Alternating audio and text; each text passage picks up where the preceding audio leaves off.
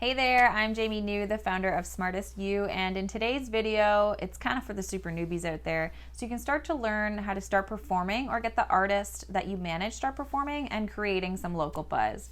Because in the last few videos, we've been talking about how to go on tour, but you might not be ready for that yet, so I wanted to back it up a little bit.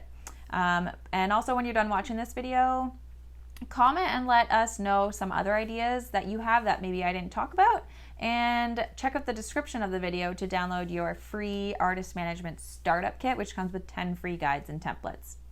So not only will performing live help you build a fan base and improve your performance skills, it will also help you gain attention from industry gatekeepers, which I'm sure you've heard me say before. So if your music and live performance are great, people will find you because everyone in the industry talks to each other and fans share music with their friends. You don't necessarily need to go on tour to gain attention. You can and should just start playing various venues within your hometown or immediate surrounding towns to expose yourself, create a local buzz, and get people talking about you.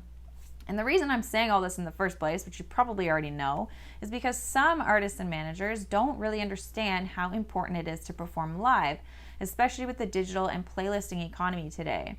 A lot of people think it's okay just to release some tracks or release them to the radio and then not perform for their fans. But I personally don't think that's acceptable if you're looking to make a career out of this. We call them basement artists, which are artists who release a few tracks and then never see the light of day, and their careers are over before you know it.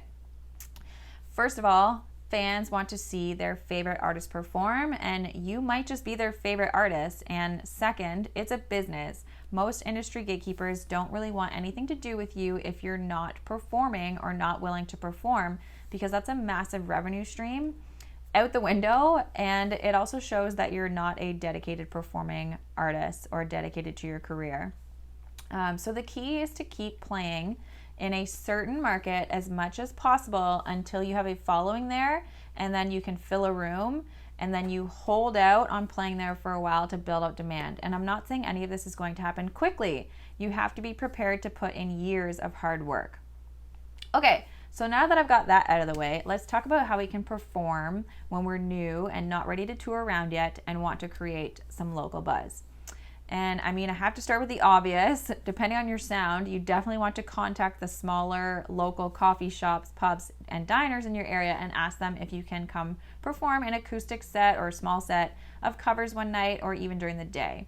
Some of them have new music Mondays and stuff like that, so start contacting them and see if you can get in. And while you're performing covers, slip in a few original songs if you have them and see how that goes. If it goes well, maybe you can start a residency there. Which brings me to point number 2. See if you can get a residency at a venue in your hometown, which means playing once a week or once a month at the same venue for a select time frame.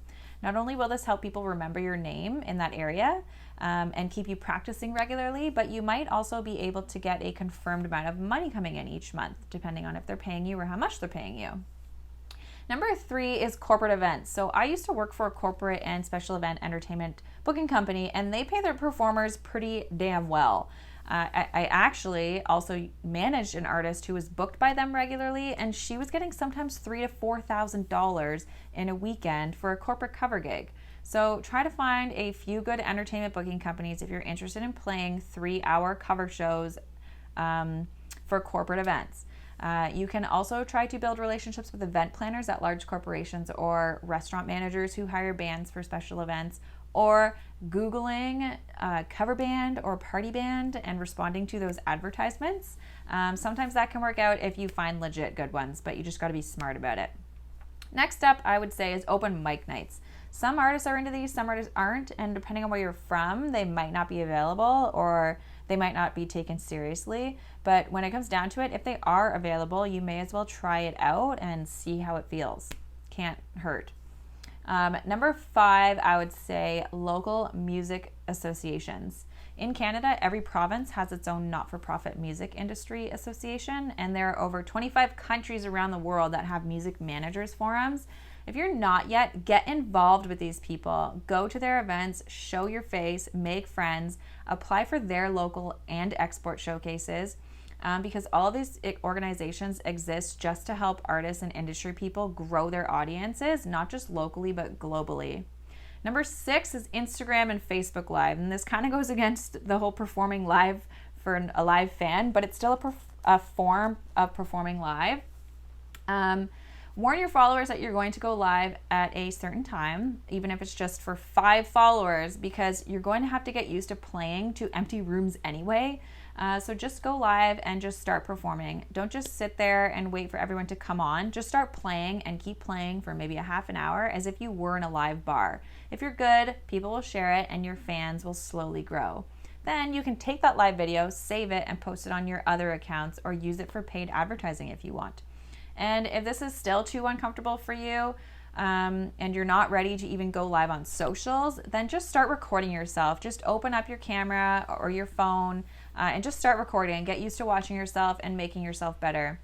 When you get a video you like, post it on your socials, then do that weekly. Because honestly, it kind of irks me, actually it really irks me when I go to an artist's Instagram profile and it's just all photos. If your bio says that you're a songwriter or an artist or a band, then I want to hear from you. I want to see within those first 9 squares a video of you performing or a post of at least your audio. Okay, so in summary, remember, consistency is key. Both going live on social media and going live locally in person weekly is key. Then, as I mentioned, once you can fill a small room, hold out, build demand, and then move to a larger room. Okay, this video was kind of intense, but if you liked it, give us a thumbs up, subscribe, comment, share it with your friends, and thank you for watching.